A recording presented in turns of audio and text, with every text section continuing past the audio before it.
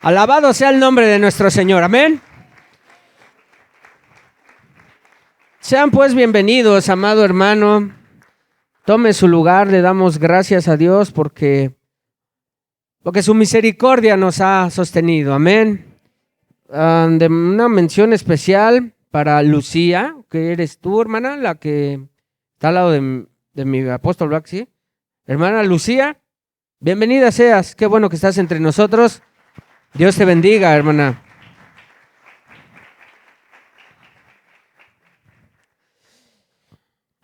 Amada iglesia, voy a comenzar exponiendo la palabra de Dios. Para mí es un honor, es un grande privilegio, es una gran bendición, de verdad, hermano. Lo primero que quiero decir y desear en el nombre de Jesús es que la gracia y la paz de nuestro Señor Jesucristo sea con cada uno de ustedes, hermanos. Yo estoy agradecido con usted porque Dios es bueno. Dios es muy bueno, hermanos. Nosotros sabemos que Dios es bueno, pero Dios es bueno conmigo, hermanos. Sí. Y me gusta decirle a Dios gracias por su amor, por su fidelidad, por su misericordia, por su eterno poder y su eterna deidad. Muchas gracias, Dios. Estamos reunidos pues como iglesia para proclamar, para exaltar al único Dios santo y verdadero y a Jesucristo su Hijo, el cual es digno de todo honor y toda alabanza y toda adoración y toda exaltación. Él es digno. Este día pues quiero comenzar a introducir nuestro tema. Se recuerda que yo les dije la semana pasada, anuncié y declaré que estaríamos escudriñando el último de los 66 libros que comprenden la palabra de Dios. Me estoy refiriendo al libro de Apocalipsis, el libro de Revelación. Solo voy a recordar a manera de introducción la definición de esa palabra, Apocalipsis, que del griego es apocalipsimiento, una revelación o una apertura. Yo quiero decirte en esta mañana que aunque la etimología de la palabra en sí describe de qué trata el libro, para muchas personas el libro de Apocalipsis representa un acertijo bastante difícil de entender. Desconcertados a veces por su místico simbolismo e impresionantes imágenes que hay también en Apocalipsis, muchos creyentes prefieren pasar de largo este libro y prefieren no estudiarlo. Lo malo de eso es que se están perdiendo de una gran bendición. La verdad es que Apocalipsis, lejos de ser un libro misterioso, el propósito de Apocalipsis es revelar la verdad. Y por eso estoy más emocionado, hermano, con más gozo. De verdad, crea esto. Voy a mencionar dos cosas importantes antes de irnos al libro como tal de Apocalipsis. Segunda epístola del apóstol Pedro, capítulo 1, versículo del 19 al 21. Estaremos leyendo la versión de las Américas, por favor. La palabra de Dios dice: y así tenemos la palabra profética más segura, a la cual hacen bien en prestar atención como a una lámpara que brilla en el lugar oscuro, hasta que el día despunte y el lucero de la mañana aparezca en sus corazones. Verso 20. Pero ante todo sepan esto, que ninguna profecía de la Escritura es asunto de interpretación personal, pues ninguna profecía fue dada jamás por un acto de voluntad humana, sino que hombres inspirados por el Espíritu Santo hablaron de parte de Dios. Amén. En medio de tanta invención dentro del pueblo de Dios que no es verdad, que si el profeta tal o cual, o que si la profecía tal o cual, debemos descansar como iglesia de Cristo en esta gran y real verdad. ¿Cuál? La palabra de Dios fue inspirada por Dios y escrita por hombres de Dios, y ante ella se encuentra lo que Dios ha querido revelar para cada uno de aquellos que ha comprado con la sangre preciosa de Jesucristo. Eso te engloba a ti y me engloba a mí, y por eso damos gracias a Dios. No estamos divagando en cosas que pudieran o no ser. Al ser Dios el que inspiró su gran palabra, que es verdad, estamos seguros entonces que nosotros tenemos el conocimiento de los eventos que ocurrirán en este gran libro de bendición para nosotros. Entonces, lo primero es eso. Tenemos la palabra profética más segura. Y eso implica que se va a cumplir lo que está escrito aquí, hermanos. Y eso debe ser motivo de gozo para nosotros. Ahora bien, segunda cosa importante. Yo dije la semana pasada que el libro en sí de Apocalipsis revela por qué fue escrito. ¿Se recuerda cómo comenzó el libro? La revelación de Jesucristo. La segunda gran verdad entonces es que Jesús va a ser declarado o va a ser mostrado en su gloria. Para comenzar esto, hermana Fer, ¿te acuerdas que te pedí algo? Yo quiero que usted entienda algo importante del libro de Apocalipsis. La semana pasada solo fue así como, ¿usted cree que ya leímos capítulo 4 y 5? No. Fue una introducción del tema que Dios puso en mi corazón hace 8 días, intentando responder a aquella gran pregunta. ¿Se acuerda? ¿Quién es ese? Y Apocalipsis 4 y 5 nos hablaba de la persona de Jesucristo. Yo me apoyé allá y de ahí el Señor me mandó a lo siguiente. Si puede cerrar, ¿eso que quiere decir que hay que pagarlo de manera completa?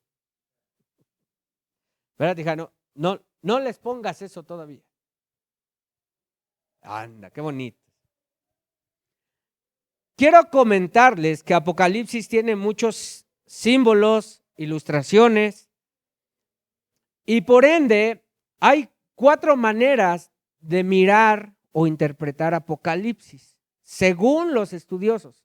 Pero yo le quiero mencionar las 4 y decirle en base a cuál nosotros lo vamos a estudiar. ¿Ok? Le voy a mencionar el concepto de las 4 y la razón por la cual me tengo que apoyar en una sola cosa. Hay 4 perspectivas para interpretar Apocalipsis. O hay 4 escuelas de interpretación para que usted y yo nos vayamos entendiendo. La primera que voy a mencionar es la preterista.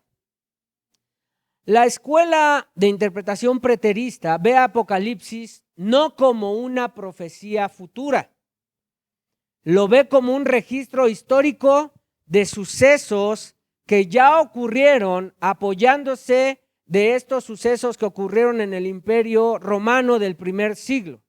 Me estoy refiriendo a cuando en el año 70 ocurrió que vino la destrucción de la ciudad de Jerusalén por medio de los romanos.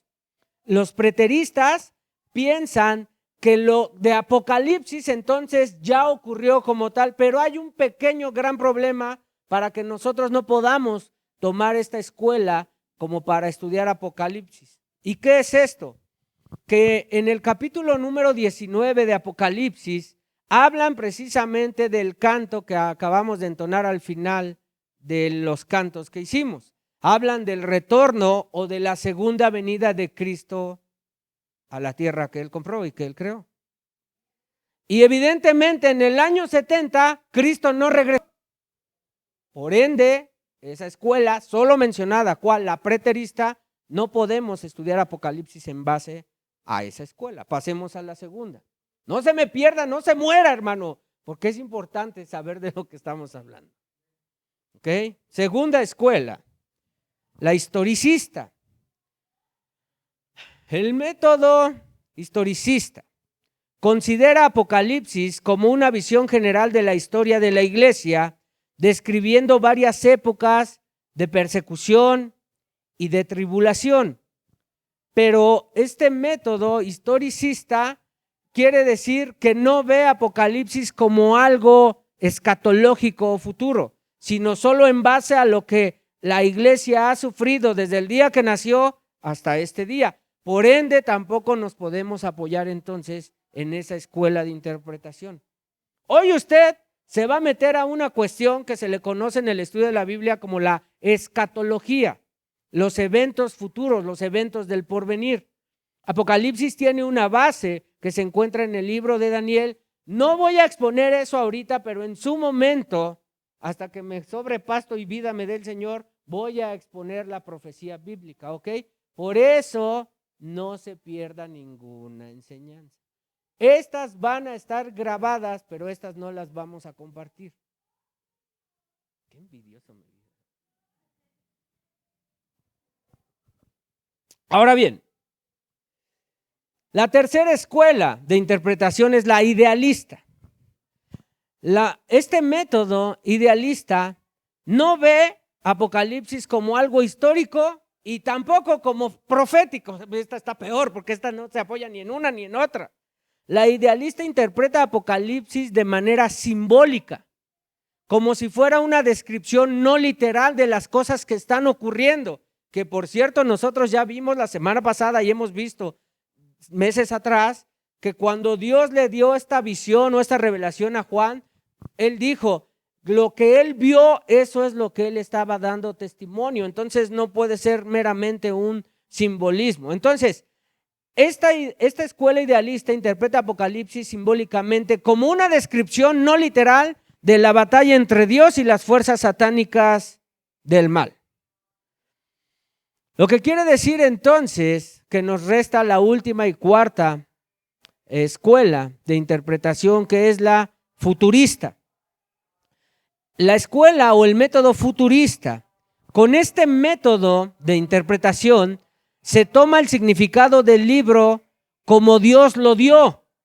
Es esta escuela y esta descripción futurista en donde nos vamos a apoyar para estudiar Apocalipsis. ¿Por qué? Porque al estudiar Apocalipsis tenemos que aplicar lo que Dios mismo reveló en su palabra como una realidad y no solamente como algo alegórico. Ahora bien, futurista, ¿en qué sentido? Mira, y ahora sí quiero pedirle a la hermana Fernanda que les va a mostrar esta imagen que es importante que usted y yo la conozcamos.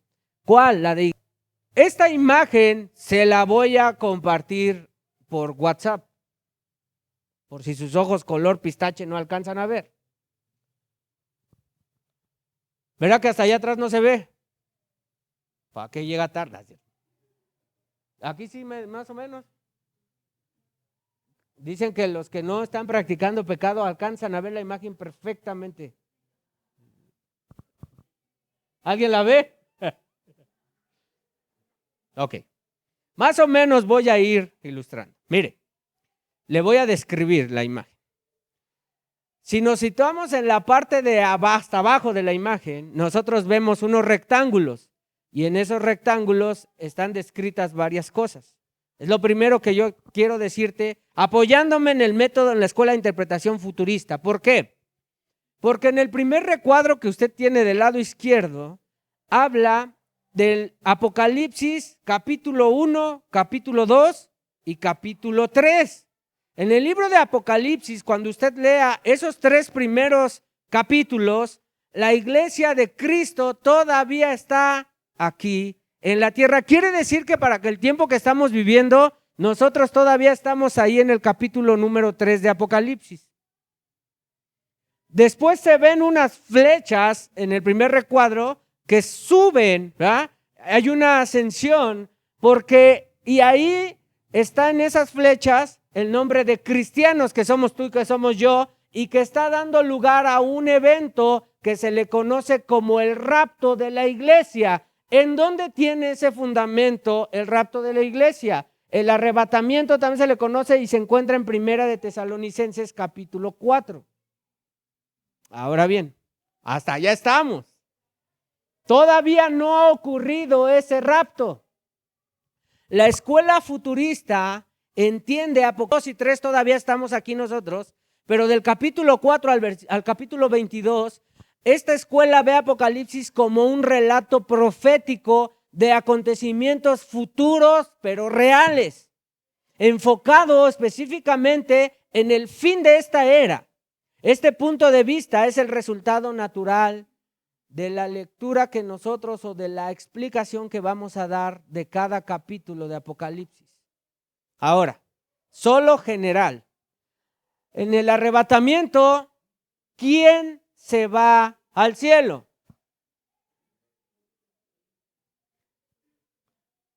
Todos aquellos que han creído en el nombre de Jesucristo, pero que se han arrepentido de sus pecados y que Dios, Espíritu Santo, ha regalado arrepentimiento y fe. Cada uno de ellos son los que están en esa nube. Allá vamos. Ahora, ese es del capítulo 1 al capítulo 3. En la parte de abajo, en el segundo rectángulo, no tengo un láser, si no le tiraba el láser. Hay un periodo de 7 años que tienen base y fundamento en el libro de Daniel. Pero ese periodo de 7 años se le conoce como el periodo de la tribulación, en donde de manera literal se van a vivir 7 años que están divididos en 2 etapas. 3,5 años al principio es la tribulación y 3,5 años después, que dan los 3,5 y 3,5 dan 7 años, se le conoce como la gran tribulación. ¿Cuáles capítulos engloba Apocalipsis? Van del capítulo 6 al capítulo número 18. Entonces, todos esos eventos de la tribulación y la gran tribulación los vamos a describir en futuras reuniones. Todos los simbolismos, las copas, los sellos, qué significan, cómo ocurrirá. Es impresionante el libro de Apocalipsis, hermano. Ahora, pero de manera paralela en la imagen, en la parte de arriba está ocurriendo algo. ¿Qué está ocurriendo en ese periodo de 7 años?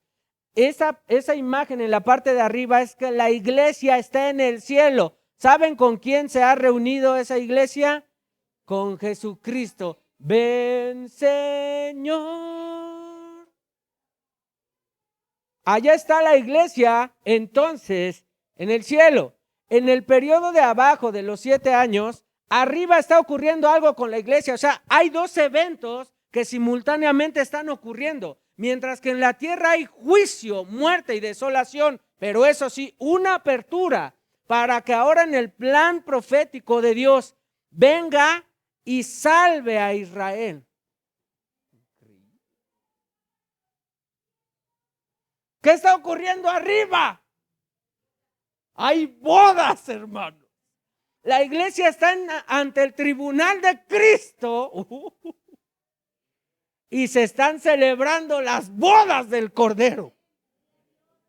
¿Ya vio la gran diferencia entre ser iglesia y no ser iglesia? ¿Cómo no bendecir a nuestro Dios?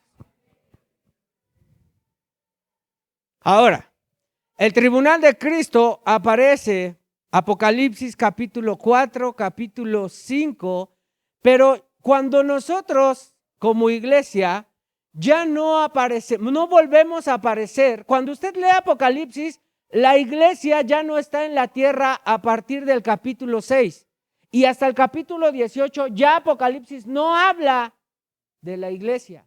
Vuelve a hablar de la iglesia hasta Apocalipsis capítulo 19 en el versículo del 11 al 21, donde describe la segunda venida del Señor. Ahora viene Cristo y ahí es donde va a aparecer nuestro tercer rectángulo. Cristo viene porque está a punto de destruirse la tierra en una batalla que se le conoce la batalla del Armagedón. Y Cristo aparece diciendo, no pueden destruir esta tierra. ¿Saben por qué? Porque es mía. ¿Recuerdan el rollo? Es increíble. Y luego viene y establece un periodo que se le conoce como el milenio. Ocurren 1000 años literales en esta tierra. Ahora esos 1000 años, cuando lleguemos ahí, les voy a hablar de las posturas de los milenialistas a milenialistas y una cosa de mil cosas que vamos a hablar, pero más adelante, ahorita no es el tema, ahorita es general, ¿ok? Porque no se me pierda. Después de esos 1000 años, siguiente cuadro. rectángulo, perdón, viene la rebelión final y el juicio final. Ahora sí, Cristo en ese periodo termina y va a poner las cosas en orden. Él va a estar reinando en ese periodo de 1000 años y en Apocalipsis 20, del 7 al 15 es donde va a ocurrir esta rebelión final y el juicio ante el gran trono blanco. Después de eso ya viene la eternidad en el último. Ahí vuelve, entonces ya apareció la iglesia y en Apocalipsis 21 y 22 es el estado de la eternidad. Lo que Dios le reveló a Juan fue todo el tiempo profético de lo que está ocurriendo, de lo que va a ocurrir y hasta dónde vamos a terminar nosotros como iglesia. ¿No es bueno nuestro Dios? O sea, usted y yo no estamos con dudas de, oiga, ¿y qué va a pasar? Vamos a ver lo que va a pasar porque Dios ya lo reveló. ¿Cuántos se emocionan por eso, hermano? Esto es como, válgame la comparación y que Dios me perdone por la misma. Dice, le gustan las películas, ¿no? Y dice, yo quiero ver la siguiente película de los Avengers. Y usted quiere ser el primero en verla y quiere leer de qué se trata. Bueno, Apocalipsis es eso. Está diciendo y le está revelando, nos está revelando lo que Dios va a hacer y cómo va a terminar todo. ¿No cree que Dios es bueno? Vamos a avanzar. Ahora sí, hija, regresemos a Apocalipsis, o vayamos, mejor dicho. Ya me llevé 2 minutos en esto, ¿sí o no? Pero es importante porque si no se me van a perder. ¿Ok? Entonces téngame paciencia, hermano. Si usted no me tiene paciencia, como la paciencia es el fruto del Espíritu, eso quiere decir algo. Apocalipsis 1:1, por favor. Solo para recordar. Entonces, voy a comenzar diciendo esto. Si Dios reveló esto, ¿a quién se lo reveló? A Juan. ¿Y para qué Dios le reveló eso a Juan? ¿O para quiénes? ¿Para quién cree? Para nosotros. Entonces es importante saber qué fue lo que reveló Dios. Vayamos entonces, que dice que la revelación de que Dios le dio para mostrar a sus esclavos las cosas que deben, ¿cuándo? Usted debe entender que las palabras de Apocalipsis no son literales en ese sentido. Ahora, si usted ve toda la Biblia, dice que Dios trasciende en el tiempo. ¿Por qué? Porque Él es Dios. Dios no está en nuestro tiempo cronos. Él está en el kairos. De hecho, la Biblia hace una ilustración de que para Dios 1000 años, ¿cuánto es? Como un día. ¿Y un día? 1000 años. Entonces ese pronto ya entendió a qué se refiere, ¿verdad que sí? Ahora, enviándolo por medio de ángel, la palabra ángel es mensajero.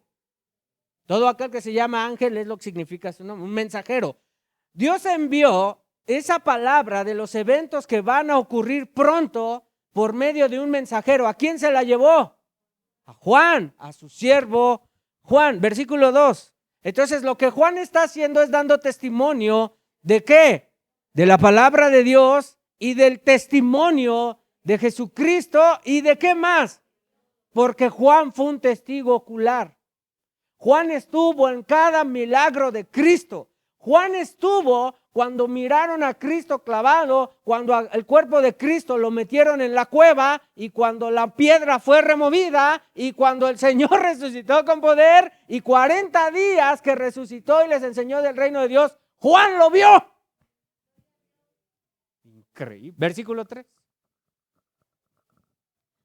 Y entonces aparece esta palabra que Jesucristo utilizó en el sermón más famoso que él predicó, ¿no es cierto?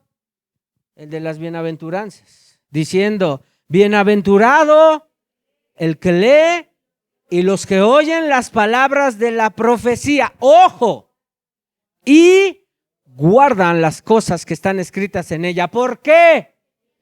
Porque el tiempo está. El título para la enseñanza de hoy, predicación, es un título que tal vez hasta ya casi lo usé tal cual, pero es algo repetitivo en esto. El que tenga oído, que oiga. El que tenga oído, que oiga. Ahora entonces, la semana pasada entonces miramos cómo el apóstol Juan recibió esta revelación. La intención es mostrar a sus esclavos lo que va a suceder. Implica eventos futuros. ¿Qué más? Lo dio a conocer por medio de un mensajero, de un ángel. ¿A quién? A Juan. Y la palabra bienaventurado quiere decir plenamente dichosos.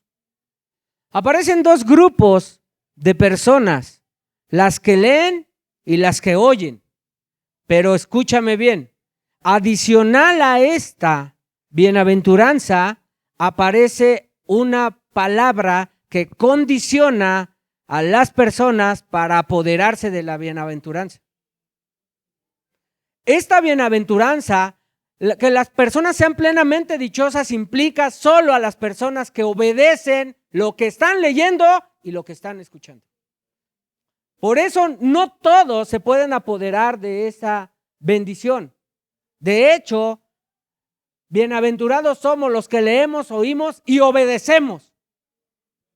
Porque solo así aplica eso que está revelando Dios por medio de Juan. Ahora, el desarrollo del mensaje.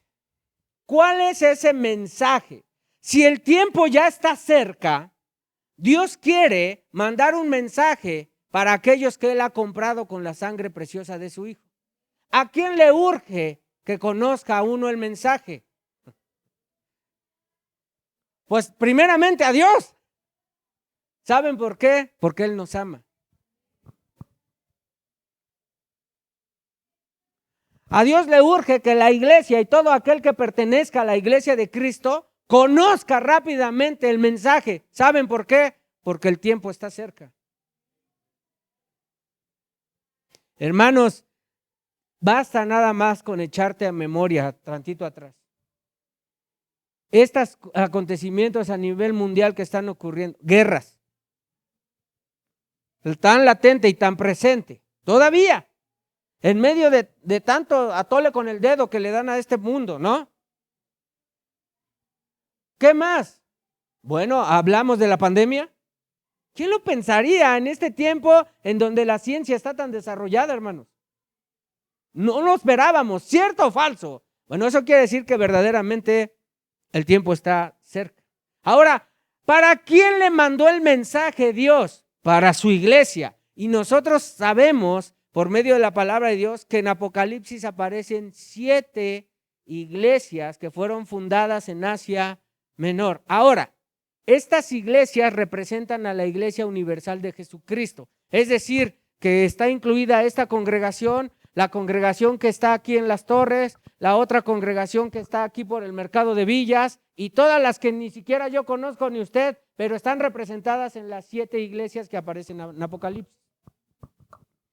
Éfeso, Esmirna, Pérgamo, Tiatira, Sardis, Filadelfia y la Odisea. Increíble.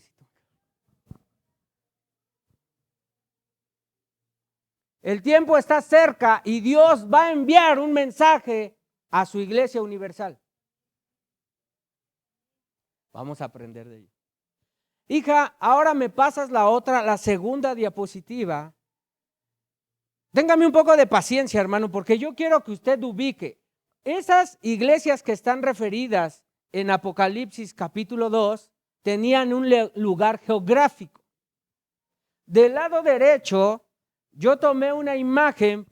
Yo no conozco Asia, hermano, más que en mapas. ¿Alguien ya fue a Asia, hermanos? No, bueno, usted y yo entonces nos sirven los mapas para ubicarnos, ¿no? Está cerca de Grecia, que tampoco conozco, pero me encantaría conocerla. Y más adelante está la Bota, que también parece como atractiva, que se llama ¿cómo? Porque ustedes son italianos.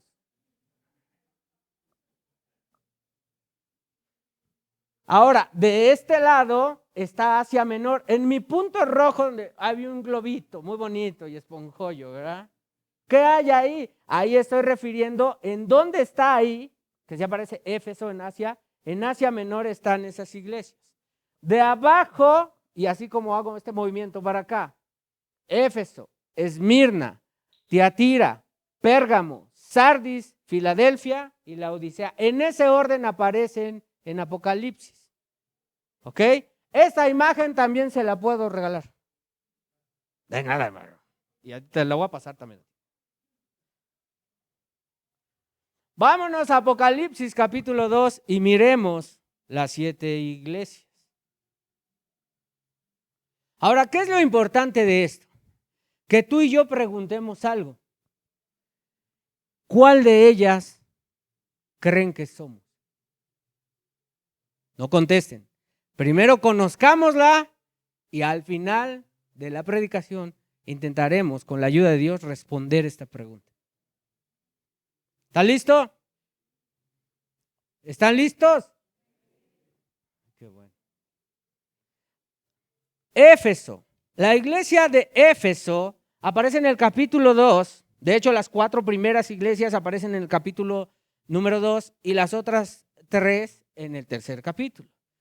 Y va a aparecer Éfeso del versículo 1 al versículo 7. Ahora, yo quiero simplificar un poquito.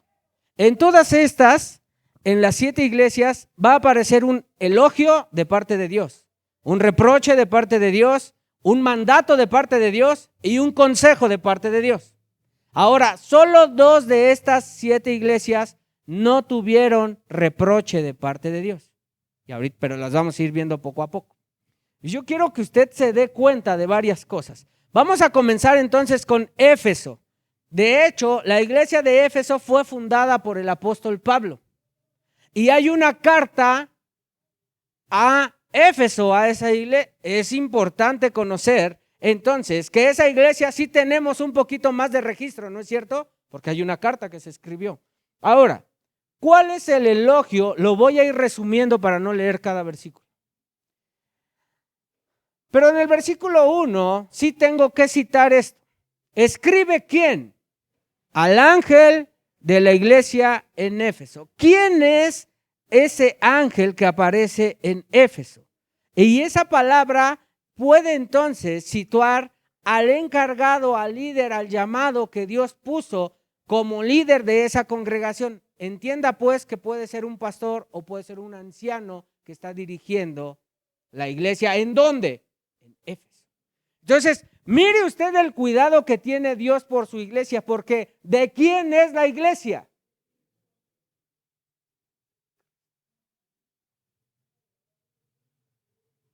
Qué importante, ¿no? Y le dice, escribe al que yo coloqué como líder de esa iglesia. Le tengo que mandar un mensaje. Comencemos con la primera. Y entonces le dice esto, versículo 2. Y aquí en el versículo 2 va a aparecer el elogio que Dios le da a Éfeso. Y le dice, yo conozco tus obras. ¿Qué quiere decir? Que Dios ve lo que están.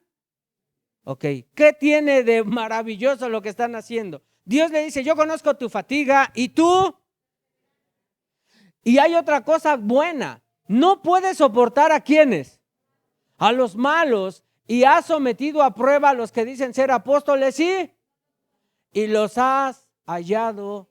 ¿Qué quiere decir esto? ¿Usted cree que esta iglesia tenía buena doctrina o no? La fundó Pablo, el apóstol. Les enseñó Dios por medio de Pablo.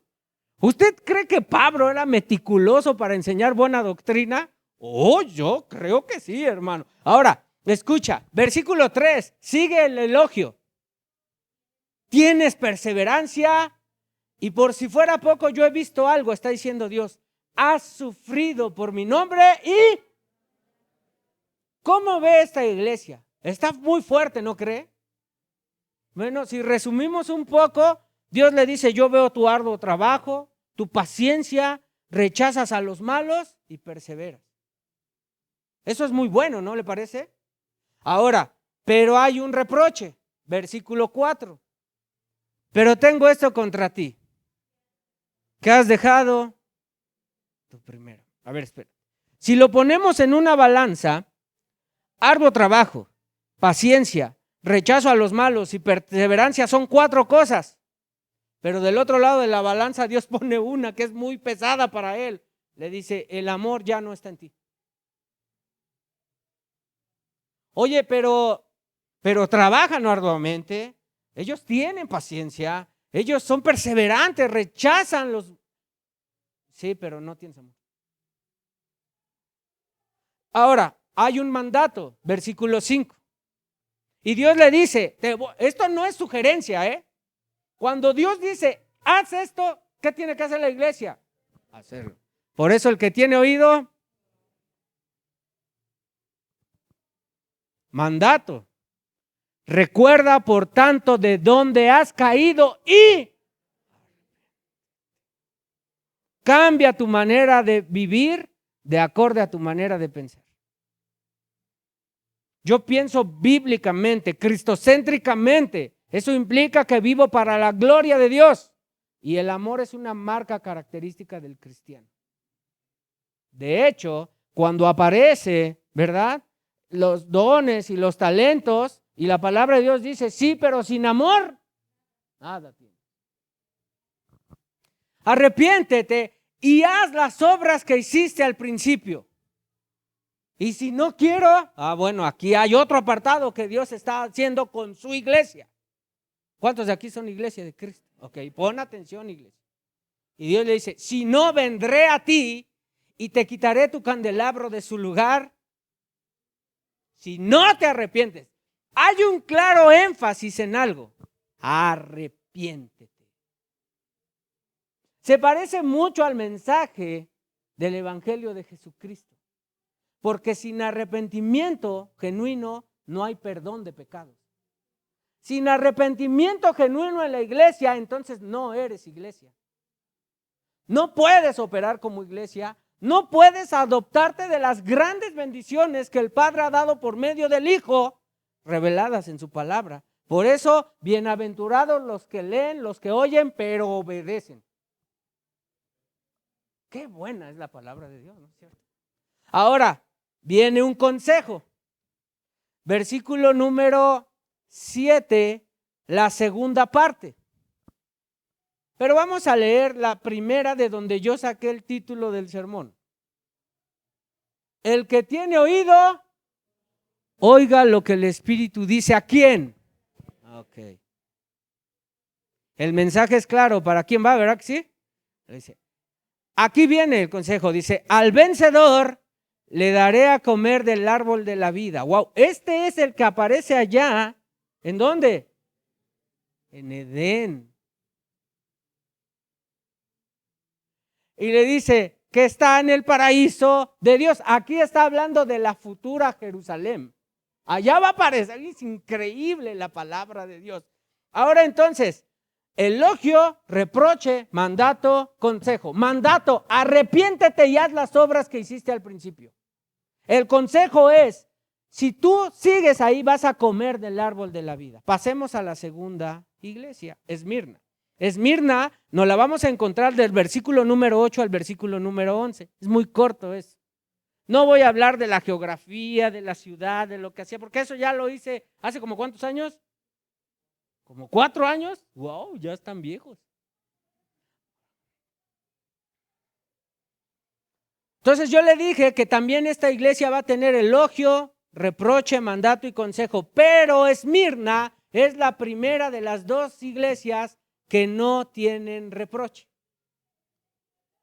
Entonces, tal vez estemos ahí, pastor, tal vez, quién sabe, no sé, vamos a ver.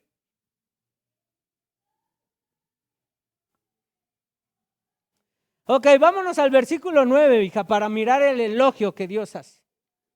Y dice Dios, yo conozco tu tribulación y tu pobreza. Wow, hay una característica en esta congregación. Es pobre literal, tanto económicamente como en el espíritu, porque bienaventurados los pobres de espíritu. ¿Por qué? Porque de ellos es el reino de los cielos, porque serán llamados hijos de Dios. Entonces, a ver, espérame. Dios conoce su tribulación. ¿Qué implica tribulación? Persecución y muerte por causa de proclamar el evangelio de Cristo, por causa de proclamar el señorío de Cristo en sus vidas. Literalmente, los soldados romanos venían y delante de un cristiano le hacían el siguiente saludo, haciendo referencia: ¿por quién tú vives? Cuando le decían: ¡salve César! Los soldados romanos lo que estaban diciendo es: mi vida daré por César. Y cuando alguien no contestaba: ¡salve César!, lo mataban. Un cristiano real y verdadero sabía que vivía para su Señor Jesucristo.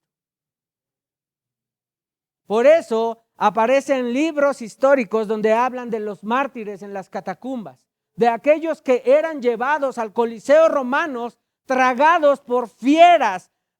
A ellos los utilizaban como antorchas humanas vivas, les ponían brea y les prendían fuego, pero ellos no negaban su fe porque sabían que hay alguien que los había comprado con su preciosa sangre y Él les había dado validez, amor, y los había rescatado de un mundo de tinieblas a un mundo de luz admirable. Su nombre es Jesús.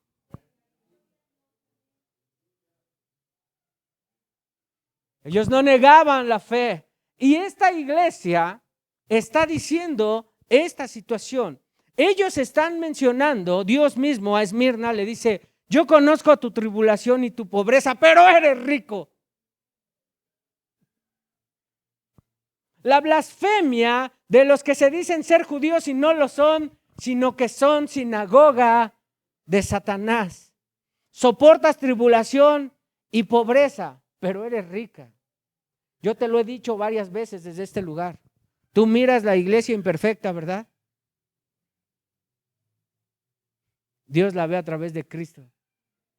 Es una iglesia perfecta. Ahora entonces, reproche no hay. Esmirna no tiene reproche, pero viene el mandato. Versículo 10, por favor, hija. Aquí viene el mandato y le dice: no temas lo que estás por sufrir. Mira qué mensaje le acaba de decir Dios a esta iglesia.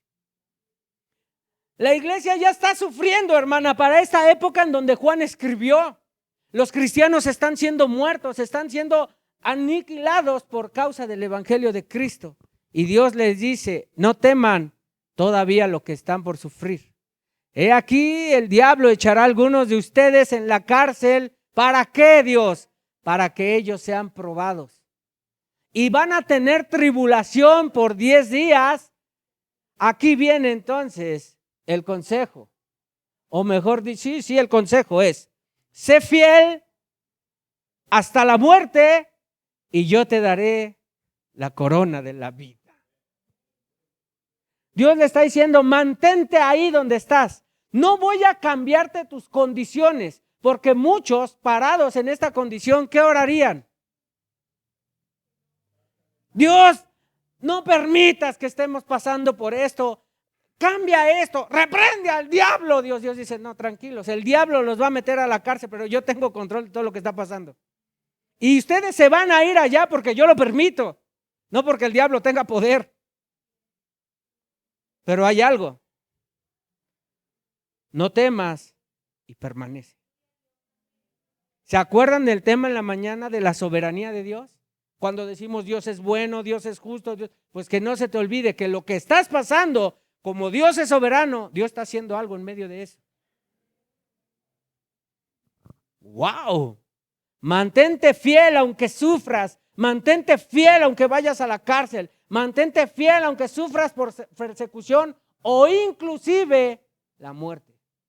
Hermanos, para ti y para mí esto solo es teórico, pero muchos hermanos en Cristo, verdaderamente en el mundo, ahorita hay alguien muriendo por causa de Cristo. ¿Saben por qué? Porque el tiempo está cerca.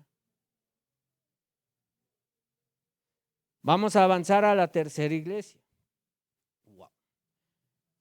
Usted está ahí en su mente respondiendo: ¿a qué iglesia somos? ¿Verdad que sí? Pues ya pasamos 2.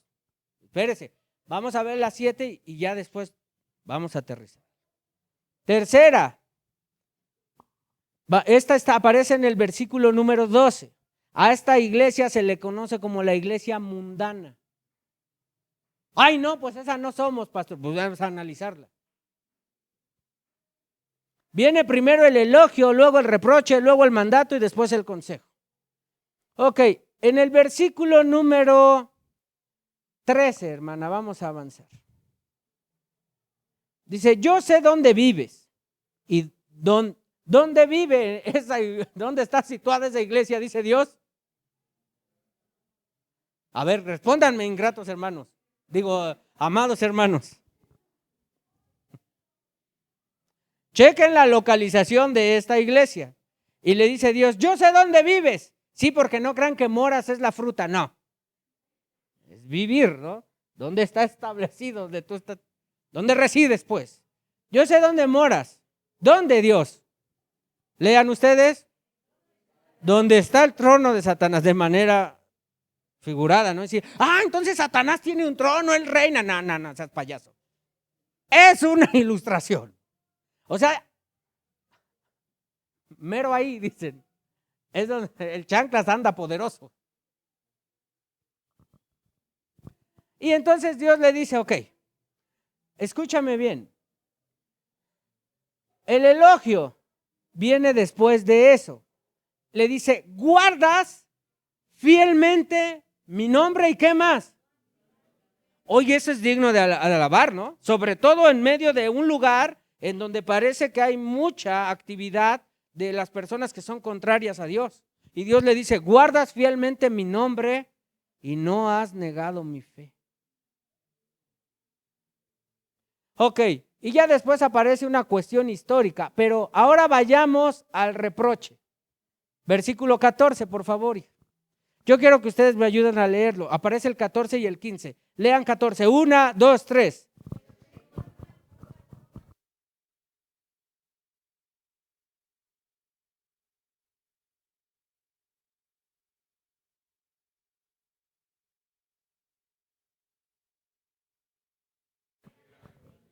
Y a cometer actos de...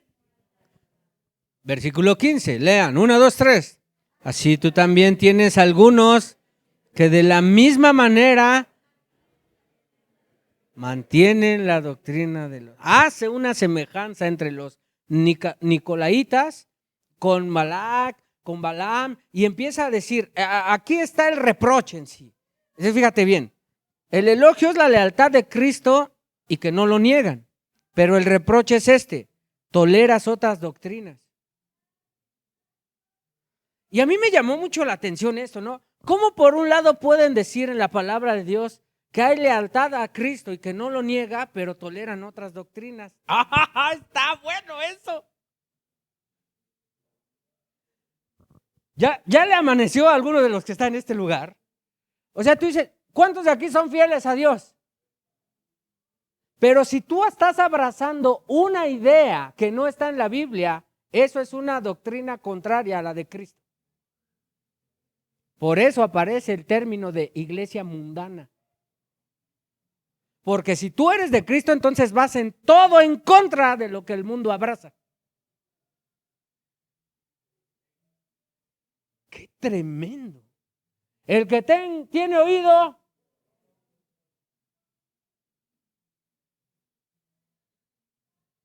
bendito sea Dios y su palabra, ¿no es cierto, hermano? Ahora escucha, dice, toleras otras doctrinas.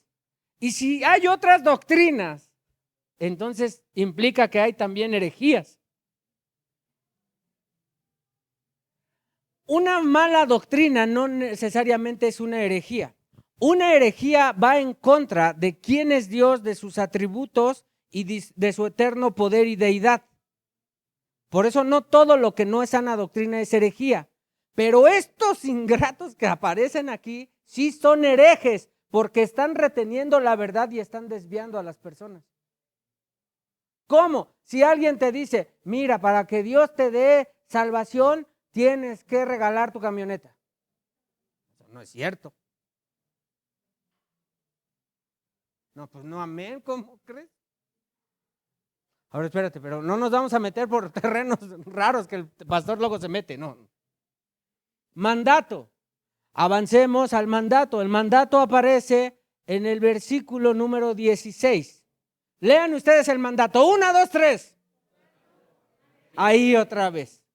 Mismas palabras. ¿Cuál es el mandato? Arrepiéntete. Y si no quiero, bueno, si no vendré a ti pronto y voy a pelear contra ellos. ¿Con qué? Con la palabra de Dios. ¿Por qué peleará Dios con eso? Porque ahí demuestra Él lo que es verdad de lo que no es. Ya se dio cuenta, qué impresionante. Ahora, oigan, hermanos, ¿y cuál es el consejo que aparece en Pérgamo? Bueno, vayamos ahí mismo, escúchame bien, en el versículo número 17, en la parte 2, porque la parte 1 dice otra vez, el que tiene oído, oiga lo que el Espíritu dice a la iglesia. Aquí viene entonces el consejo. Al vencedor le daré del maná escondido y le daré una piedrecita blanca y grabado en la piedrecita un nombre nuevo, el cual nadie conoce sino aquel que lo recibe. Dios le dice, te voy a dar maná escondido y una piedra con un nombre nuevo. Pasemos a Tiatira, por favor. Tiatira está caracterizada por abrazar la falsa doctrina. Y va a aparecer esta iglesia del versículo 18 a la parte final del capítulo 2, que es el del versículo 29. Así es que en Tiatira vamos primero al elogio. Nosotros sabemos entonces quién está mandando este mensaje, ¿verdad que sí? Por eso en cada iglesia aparece y dice, y escribe al ángel de la iglesia en Tiatira. Como empezó en Éfeso, como empezó en Esmirna, así ahora también en Tiatira. Escríbele al que está dirigiendo mi iglesia y dile cómo tiene que manejar, en qué están bien, en qué están mal y cómo se tienen que corregir, porque la iglesia es mía, dice Dios. Ahora avancemos al versículo número 19, por favor. En el versículo 19 dice, yo conozco. Es increíble ver cómo Dios de manera directa y clara y dice, yo veo cada cosa que ocurre en cada congregación en donde intentan levantar mi nombre. La pregunta mía es, ¿y por qué entonces Dios permite que pase lo que pase? La respuesta tan simple es porque Él es Dios. Ahora, pero por eso Dios nos regaló Apocalipsis, para mirar de dónde hemos caído y arrepentirnos y corregir nuestro camino. Ahora entonces dice, yo conozco tus obras. Mire también cuántas cosas tiene esta iglesia. ¿Tú qué? Tus obras, tu amor, algo que Éfeso había dejado atrás. Tu fe, wow, increíble. Esto suena muy cristiano, ¿no es cierto? Tu servicio, olvídate. Y que tus obras recientes son mayores que las, wow. Como que en esta sí me ando subiendo. Pero hay un problema. Viene el reproche en el siguiente versículo. Lean el reproche todos. 1, 2, 3. Pero tengo esto contra ti. ¿Qué es? Que toleras a esa mujer Jezabel. Wow, no es ligera esa mujer en el Antiguo Testamento. Que se dice ser y enseña y seduce a mis esclavos a que cometan actos inmorales y coman cosas sacrificadas. Pero tengo esto contra ti, que toleras a Jezabel. Jezabel ilustra otras doctrinas, idolatría e inmoralidad sexual. ¿Quién les dijo, iglesia, que tener relaciones fuera del matrimonio no es pecado? Porque lo es. ¿Quién te dijo que tú te puedes divorciar en Cristo y a la hora que se te ocurra puedes ir y te puedes casar con Juan, con Abraham o con Pedro? ¿Quién te dijo? Porque la palabra de Dios es clara en esos apartados. Pero hay iglesias en donde dicen, no hay problema. Mira, si Dios ya nos salvó y de Él es la salvación, dale como quieras. Si tú no sientes que es pecado, no pasa nada. Pero la verdad es otra, hermano. Yo prefiero que no me quieran ustedes y que Dios se agrade de lo que yo hablo, porque intento hablar la verdad. No es mi idea, entiéndanlo, no es lo que yo quiero, yo solo soy un esclavo de Cristo, por eso me paro aquí y a lo mejor por eso te enojas y te recontraenojas, pero no se trata de mí, no es mi mensaje, no es mi objetivo.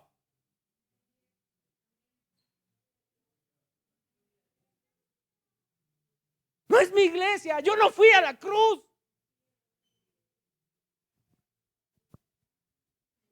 Es un peso latente.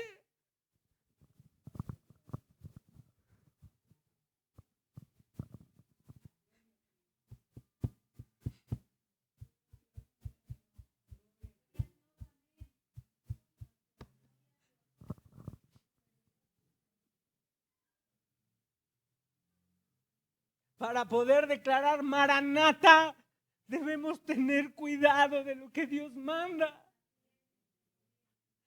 Porque es terrible caer en manos de un Dios vivo y santo. ¿Cuál es el mandato a esta iglesia? Verso 21. Les dice, yo les he dado tiempo, ¿para qué? Pero no quieren arrepentirse de su inmoralidad. No quieren abandonar sus prácticas. Versículo 22, mija, por favor. Mira, la postraré en cama y a los que cometen adulterio con ella los arrojaré en gran tribulación. Otra vez, ¿en dónde está el énfasis? En el arrepentimiento. Arrepiéntanse. Llevamos 4 iglesias y a las 4 les ha dicho, arrepiéntanse. Ahora avancemos. ¿Cuál es el consejo, pastor? Versículo 26 y 27. Y al vencedor, al que obedece mis obras, ¿hasta dónde? Recuerdan otra vez qué importante es terminar bien la carrera. ¿Qué vas a hacer, Dios? Le daré autoridad sobre las naciones, de tal manera que las regirá con vara de hierro. Como los vasos del alfarero son hechos pedazos, como yo también he recibido autoridad de parte de mi Padre. ¿Quién escribe? El que es cabeza de la iglesia. El que nos compró con su preciosa sangre. Yo no sé si usted alcanza a ver la gran bendición que es Apocalipsis, hermano. No comenzó con los eventos trágicos de la humanidad. Comienza corrigiendo a aquellos por los cuales envió a su precioso Hijo. Por eso nuestro Dios es catalogado como el único Dios de amor, un Dios verdaderamente amoroso. De hecho, más adelante va a exponer y va a resaltar ese amor que tiene, dado los mensajes que está enviando a la iglesia. Vamos a pasar a Sardis, hermanos. Capítulo 3. Sardis va a aparecer del versículo 1 al versículo 6. Siga teniendo en su mente qué iglesia somos nosotros. Comienza exactamente igual. Escribe al ángel. El elogio, si usted me permite, para seguir el orden que yo traigo, va a aparecer hasta el versículo número 4 en esta iglesia, en Sardis. Así es que vayamos al 4, hija, por favor. El elogio está ahí. Dice, pero tienes unos pocos en Sardis que no han manchado sus vestiduras y andan con, ¿qué? Conmigo, vestidos de blanco, porque estos son dignos. Algunos han guardado la fe, pero esos algunos están pagando un alto precio, hermanos. ¿Saben por qué? El reproche. Regrésate al versículo 1, por favor, hija. Cuando dice, Dice esto, parte final del versículo. Les dice, yo conozco, y mira lo que dice Dios. Que tienes nombre de que vives la iglesia muerta. Esta gran revelación que Dios está haciendo acerca de cómo ilustra la iglesia general hoy día. Hoy hay iglesias así, en donde oran, en donde danzan, en donde hacen cosas y están exponiendo una y otra vez el nombre de Jesús. Pero hace rato que Dios ya no tiene nada que ver con esa iglesia. Es triste, hermano. Otra vez, dice, yo conozco tus obras, que tienes nombre, que vives, pero estás muerto. Mandato, versículo siguiente, versículo 2. Ponte en vela y afirma las cosas que quedan, las que estaban a punto de morir. ¿Sabes por qué? Porque no he hallado completas tus obras delante. Todo lo que ustedes hacen no me trae gloria. No importa si estás discipulando, si estás yendo a hospitales, si estás visitando a Juan, a Pedro, a Jacobo, a quien tú pienses. Porque delante de mí tus obras no llegan, están incompletas. Qué pesado, ¿no creen, hermano?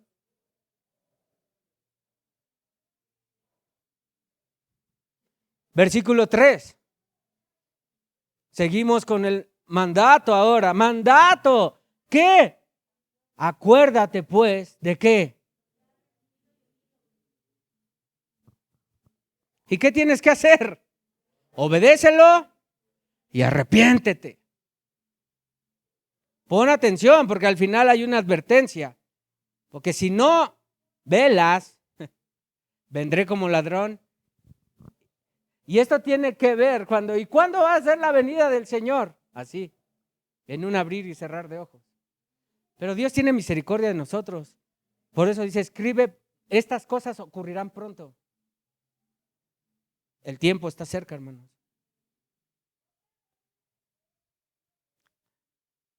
El consejo entonces, así, versículo 5, por favor.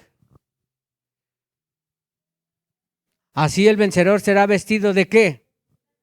¿Qué implican las vestiduras blancas cuando tú y yo leemos eso? Santidad, sin la cual nadie podrá ver a Dios. Y entonces esas dice, y no borraré su nombre del libro de la vida. Qué importante que esté escrito el nombre de la vida allá, ¿no es cierto? Así dice, y reconoceré su nombre delante de mi Padre y delante de sus ángeles. Pasemos a la iglesia Filadelfia, una iglesia espiritualmente viva. Sardis es lo contrario, espiritualmente muerta, y Filadelfia aparece del versículo 7 al 13. Elogio, versículo 8, por favor. Yo conozco ¿qué? Mira, he puesto delante de ti una puerta abierta que nadie puede cerrar. Porque tienes un poco de poder. Has guardado mi palabra y no has negado. ¡Wow! Ahora entonces, viene el reproche. No hay reproche para Filadelfia. ¿Y por qué no hay reproche? Porque ellos están en esto. Porque han obedecido su palabra y su nombre no lo han negado. ¿Qué más quiere Dios de ti y de mí si no exactamente lo mismo? Guarda mis ¿se acuerdan otra vez? Jesús dijo, ¿a quién ama a Dios y a quién ama a Jesús? Al que guarda sus mandamientos. Eso es bien claro en toda la Biblia. Ahora entonces, pasemos al mandato, versículo 9, por favor. He aquí yo entregaré a aquellos de la sinagoga de Satanás que se dicen ser judíos y no lo son, sino que mienten. He aquí, yo haré que vengan y se postren a tus pies y sepan que yo te he amado. A ver, tantito. Dios dice que ha puesto en ellos una puerta abierta y los va a guardar a la hora de la prueba. Si leemos el versículo número 10, escúchame bien. ¿Has guardado la palabra de mi perseverancia? Como has hecho eso, escucha el beneficio que te otorgo. Yo te voy a guardar a la hora de la prueba. Entonces, ellos sí podían decir, porque si Dios conmigo, y es verdadero. No es un cliché, no es una imaginación. La palabra de Dios es real, pero hay que estar seguros de vivirla y obedecerla. Dice, esa hora está por venir. Y lo que Dios está dándole es garantía. Dice, no te preocupes, yo estoy por ti, no te va a ocurrir nada. Wow, estamos terminando, amados hermanos. Bueno, consejo. En el versículo número 12, por favor. Al vencedor le haré una columna en el templo de mi Dios y nunca más saldrá de allí. Con eso.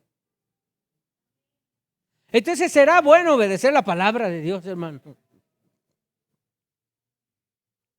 ¿Vamos a obtener algún tipo de beneficio? Hacer columna.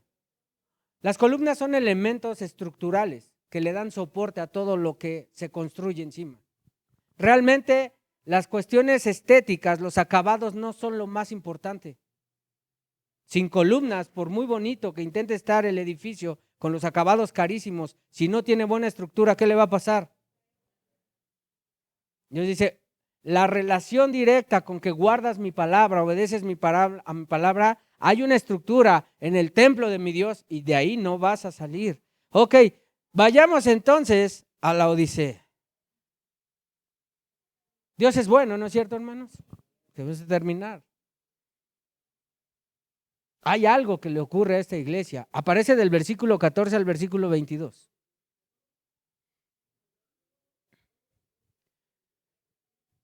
Vamos a comenzar con el elogio. Ya acabamos porque no hay. No aparece. Léalo usted en su casa. Y no hay. Ahora, pero hay algo importante en esta iglesia. Relevante. Ahí vienen los reproches. Versículo 15, por favor. Yo conozco tus obras. Wow. Espérense tantito, porque aquí se va a empezar a poner todavía más color de hormiga. Dios, yo veo cómo operas. Y veo que no eres ni frío. Y hay un énfasis en esas. Ojalá fueras frío. Ojalá fueras caliente. Siguiente texto. Así, puesto que eres, porque si no es ni frío ni caliente, ¿cómo es? Ahí dice, hay una acción que voy a hacer. Te voy a vomitar de mi boca. Son palabras muy fuertes. Siguiente texto. Porque dices, soy rico, me he enriquecido y de nada tengo necesidad. Y la respuesta de Dios ante esa actitud dice, no sabes que eres un miserable y eres digno de lástima y eres pobre, ciego y estás desnudo. Versículo 18. Te aconsejo que de mí compres oro refinado por fuego para que te hagas rico y vestiduras blancas para que te vistas y no se manifieste la vergüenza de tu desnudez y tu colirio para ungir tus ojos para que puedas ver. Esta iglesia era tan próspera económicamente que dice que cuando hubo un temblor, Roma les quiso mandar fondos para reconstruir la ciudad. Ellos dijeron, no necesitamos tu mugroso dinero, la reconstruimos rápido. Y su actitud era así. Ahora, esto es muy pesado. Esta es la última. Es la última iglesia, la Odisea. ¿Por qué fue la última? ¿Por qué Dios mandó este último mensaje? Dice, si ya vieron que los otros medio hacían, ¿no? Yo conozco tus obras, estás haciendo, estás soportando, estás haciendo. Pero estas en sí dijeron, a nosotros nos da igual, nosotros no hacemos. Traemos título de hijos de Dios, pero no hacemos nada.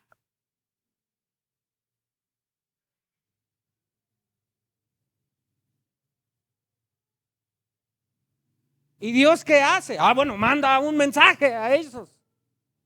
Y entonces les exhibe dónde está su verdadero problema. Tu verdadero problema es que como estás tan suplido, no me necesitas, según tú. Pero eres un miserable, pobre. Es muy pesado, hermanos. Es muy pesado esto. Porque te estás apoyando de todo lo que tienes, se te olvidó algo. Yo te lo di, dice. Y tu grande riqueza te lleva a ser el ser más miserable de esta tierra. Y pobre también. Oye, pastor, pero eso es lo que dice la Biblia. Yo no, otra vez, yo no soy.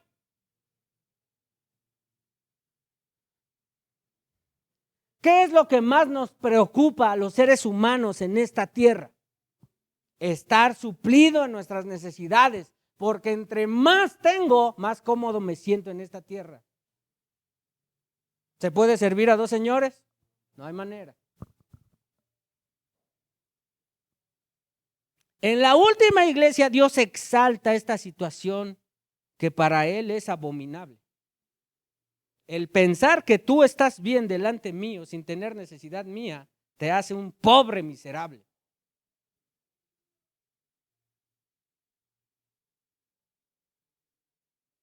Es pesado esto, es muy pesado, de verdad.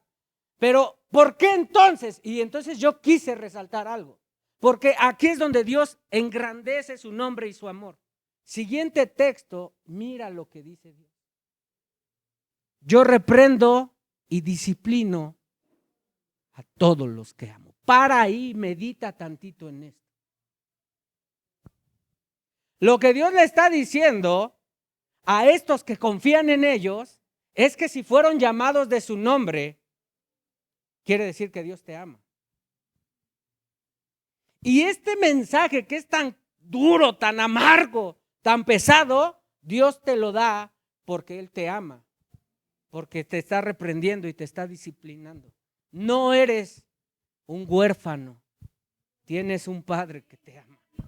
Y Dios lo que está haciéndonos es sacudiéndonos y diciendo, no puedes estar en esa posición miserable de no intentar hacer nada por mí, por mi gloria. No voy a permitir que te hundas en eso. Te llamé para la gloria de la alabanza de mi nombre. Los afanes de la vida te han tragado, te han absorbido, pero yo reprendo y disciplino a los que yo amo. Reacciona, sé pues celoso y arrepiéntete de eso. Dios tiene paciencia y amor. Eso es Apocalipsis, un libro de amor, un libro en donde Dios engrandece su nombre porque nos ama como iglesia.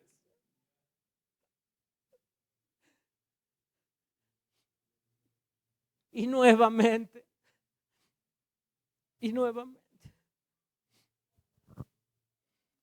el consejo, o mejor dicho, el mandato es: sé pues celoso y arrepiéntete.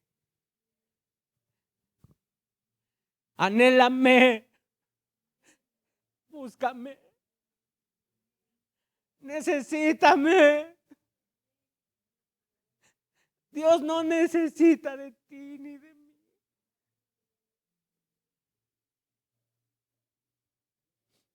Arrepiéntete. Y entonces aquí viene ya la parte final, el consejo. Versículo 20, por favor. El texto mal aplicado para los que quieren evangelizar. El contexto de todo esto es que Dios busca a los que ama y les dice: aquí yo estoy a la puerta y toco. Si alguno oye mi voz de lo que estoy diciendo y abre la puerta, lo que Dios está diciendo es que el que tiene oído oiga. Si está siendo reprendido y te estoy tocando ahí en tu corazón, tienes que abrir y obedecer. Abre la puerta porque voy a entrar contigo y voy a cenar contigo y tú vas a cenar conmigo. Pero haz algo. Versículo 21. Al vencedor, aquí está la parte final, le concederé sentarse conmigo. ¿En dónde? Yo, como yo también vencí.